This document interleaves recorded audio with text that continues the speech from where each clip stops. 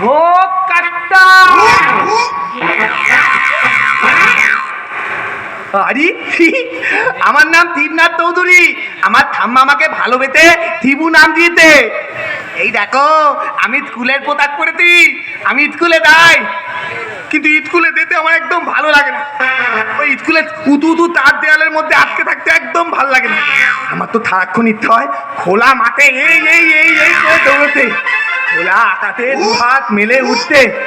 সেই জন্য তো ঠাম্মা যখন স্কুলের গেটের সামনে আমাকে নামিয়ে চলে গেল, আমি লুকিয়ে স্কুলের দৌড়ে পালিয়ে গেছি।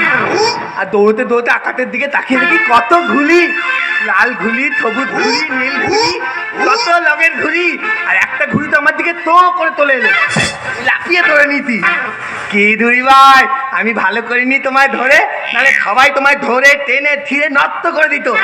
কিন্তু একটা কথা তো তোমায় মানতেই হবে, ভো কাট্টা তো তুমি হয়েছো, ভো কাট্টা।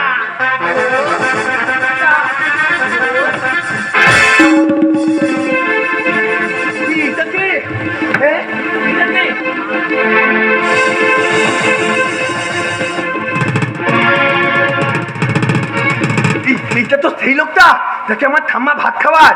এ খুব সুন্দর গান করে, এ খুব ভালো লোক, এটা ভালো লোক। তোমার কি হয়েছে? দাও আমার মাথা একটা বুদ্ধি এসেছে, আমি এই ভালো লোকটাকে একটা ঢিল ছুঁড়ে মারি, ঢিল ছুঁড়ে মারলে ঠিক হতে পারে।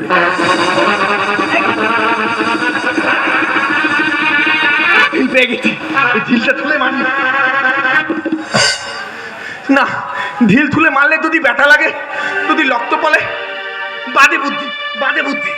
তাতে বরং আরেকটা বুদ্ধি হচ্ছে আমার মাথায়, এই ভালো লোকটাকে ঠেলে ঠেলে আমি তুলে দেবো। হ্যাঁ, ঠেলে ভালো লোকটা, তোমার কি হয়েছে?